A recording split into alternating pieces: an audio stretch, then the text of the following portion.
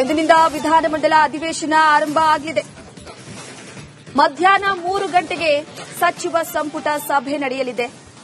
CM DK Shivakumar ಅವರು ಪೂರ್ಣ ಪ್ರಮಾಣದ ಕ್ಯಾಬಿನೆಟ್ ಅನ್ನ ಈಗ ಮಾಡಿರುವಂತದ್ದು. ವಿಪಕ್ಷಗಳಿಗೆ ಕೌಂಟರ್ ಕೊಡೋದಕ್ಕೆ ರಣತಂತ್ರವನ್ನ ರೂಪಿಸೋದಕ್ಕೆ ಮುಂದಾಗಿದ್ದಾರೆ. ಸಚಿವರಿಗೆ ಹಲವು ಸಲಹೆಯನ್ನ ಸಿಎಂ ಅವರು ನೀಡಲಿದ್ದಾರೆ. ಪ್ರಮುಖವಾಗಿ ಕೇಂದ್ರಕ್ಕೆ ಬರ ಅಧ್ಯಯನ ವರದಿಯನ್ನ ಸಲ್ಲಿಕೆ ಮಾಡುವ ವಿಚಾರವಾಗಿ ಹಿನ್ನಡೆಯಾಗಿದೆ. ಇದರದ ಕಂದಾಯ ಇಲಾಖೆಗೆ ಒಂದಷ್ಟು ಸಲಹೆ ಸೂಚನೆಯ ಸಾಧ್ಯತೆಯನ್ನ ನೀಡುವ ವಿಚಾರಕ್ಕೆ ಸಂಬಂಧಪಟ್ಟಂತೆ ನೂತನ ಸಚಿವರಿಗೆ ಸಲಹೆಯನ್ನ ನೀಡಲಿದ್ದಾರೆ ಸಿಎಂ ಅವರು. ಬಿಡದಿ ಟೌನ್ಶಿಪ್ ವಿಚಾರವಾಗಿ ಚರ್ಚೆ ನಡೆಸುವ ಸಾಧ್ಯತೆ ಕೂಡ ಇದೆ. ಪ್ರಮುಖವಾಗಿ ವಿಪಕ್ಷಗಳು ಕೆಲವೊಂದಿಷ್ಟು ಅಸ್ತ್ರಗಳನ್ನ ರೆಡಿ ಮಾಡಿಕೊಂಡಿರುವಂತಹ ವಿಚಾರವಾಗಿ ಆ ಒಂದು ಪಟ್ಟಿಯಲ್ಲಿ ಬಿಡದಿ ಟೌನ್ಶಿಪ್ ವಿಚಾರ, ಹಾಗೆ ರೈತರ ಹೋರಾಟದ ವಿಚಾರ, ಮತ್ತೊಂದು ಕಡೆ ಸಚಿವ ಸ್ಥಾನದ ವಿಚಾರಕ್ಕೆ ಸಂಬಂಧಪಟ್ಟಂತೆ ಒಂದಷ್ಟು ರೀತಿಯಲ್ಲಿ ಇವತ್ತಿನ ಸಭೆಯಲ್ಲಿ ಕೂಡ ಚರ್ಚೆಯನ್ನ ಮಾಡಲಾಗುತ್ತೆ. ಈ ಬಗ್ಗೆ ಮತ್ತಷ್ಟು ಮಾಹಿತಿಯನ್ನು ನೀಡುತ್ತಾ ಹೋಗ್ತಾರೆ ನಮ್ಮ ಪ್ರತಿನಿಧಿ ಸುರೇಶ್.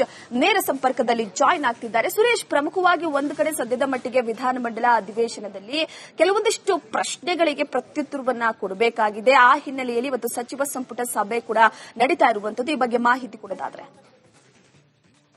ಅಶ್ವಿನಿ, ಇವತ್ತು ಮಧ್ಯಾಹ್ನ 3 ಗಂಟೆಗೆ ವಿಧಾನಸೌಧದಲ್ಲಿ ಕ್ಯಾಬಿನೆಟ್ ಮೀಟಿಂಗ್ ಇದೆ. ಅಧಿವೇಶನದ ಹೊತ್ತಲ್ಲಿ ನಡೆದಿರ್ತಕ್ಕಂಥ ಈ ಕ್ಯಾಬಿನೆಟ್ ಮೀಟಿಂಗ್ ಆಗಿರೋ ಹಿನ್ನೆಲೆಯಲ್ಲಿ ಸಾಕಷ್ಟು ಮಹತ್ವವನ್ನ ಪಡ್ಕೊಂಡಿರ್ತಕ್ಕಂಥದ್ದು.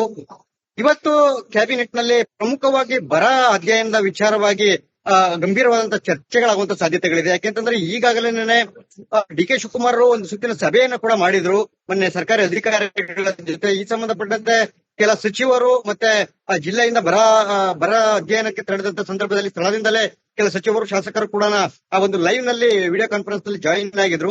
ಸೊ ಅಂತ ಸಂದರ್ಭದಲ್ಲಿ ಸಾಕಷ್ಟು ಸಮಸ್ಯೆಗಳನ್ನ ಹೇಳ್ಕೊಂಡಿದ್ದಾರೆ. ಯಾಕೆಂದ್ರೆ 70%ಕ್ಕಿಂತಲೂ ಕಡಿಮೆ ಮಳೆ ಪ್ರಮಾಣದ ಕೊರತೆ ಇರತಕ್ಕಂಥದ್ದು ಎದ್ದು ಕಾಣ್ತಾ ಇದೆ. ಈಗಾಗಲೇ ಇದಕ್ಕೆ ಸಂಬಂಧಪಟ್ಟಂತೆ ಸ್ಥಳಗಳಿಗೆ, ಜಮೀನುಗಳಿಗೆ ವೀಕ್ಷಣೆಯನ್ನ ಮಾಡಿ ಸಂಪೂರ್ಣವಾದಂತಹ ವಿಸ್ತೃತವಾದಂತಹ ವರದಿಯನ್ನ ಸಿದ್ಧ ಮಾಡಿದ್ದಾರೆ.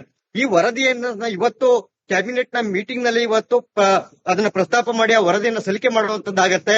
ಅಲ್ಲಿ ಮುಂದೆ ಕ್ಯಾಬಿನೆಟ್ ನ ಸಭೆ ಆದ ನಂತರ ಈ ವರದಿಯನ್ನ ಯಾವ ರೀತಿಯಾಗಿ ನಾವು ಅನುಷ್ಠಾನಕ್ಕೆ ತರಬೇಕು, ಅಂದ್ರೆ ರೆವಿನ್ಯೂ ಡಿಪಾರ್ಟ್ಮೆಂಟ್ ಗೆ ಕೊಟ್ಬಿಟ್ಟು ಒಂದು ರಿಪೋರ್ಟ್ ಅನ್ನ ಎಲ್ಲವನ್ನೂ ಕೂಡ ಎಲ್ಲಾ ಜಿಲ್ಲೆಗಳಿಂದ ಬಂದಿರತಕ್ಕಂತಹ ರಿಪೋರ್ಟ್ ಅನ್ನ ಕ್ರೋಢೀಕರಿಸಿ ಅದನ್ನ ಕೇಂದ್ರಕ್ಕೆ ಬರಗಾಲವನ್ನ ಘೋಷಣೆ ಮಾಡುವ ಸಂಬಂಧಪಟ್ಟಂತೆ ಕೇಂದ್ರಕ್ಕೆ ಆ ಒಂದು ವರದಿಯನ್ನ ಕಳಿಸುವ ಸಂಬಂಧಪಟ್ಟಂತೆ ಇವತ್ತು ಕೂಡ ನಿರ್ಣಯ ತೆಗೆದುಕೊಳ್ಳುವ ಸಾಧ್ಯತೆ ಇದೆ. ಇದು ಒಂದು ಕಡೆಗೆ. ಇದರ ಜೊತೆಗೆ ಮತ್ತೊಂದು ಬಿಡದಿ ಟೌನ್ಶಿಪ್ ವಿಚಾರವಾಗಿ ಸರ್ಕಾರ ಸಂದಿಗ್ಧ ಪರಿಸ್ಥಿತಿಯಲ್ಲಿ ಸಿಲುಕಿರ್ತಕ್ಕಂಥದ್ದು.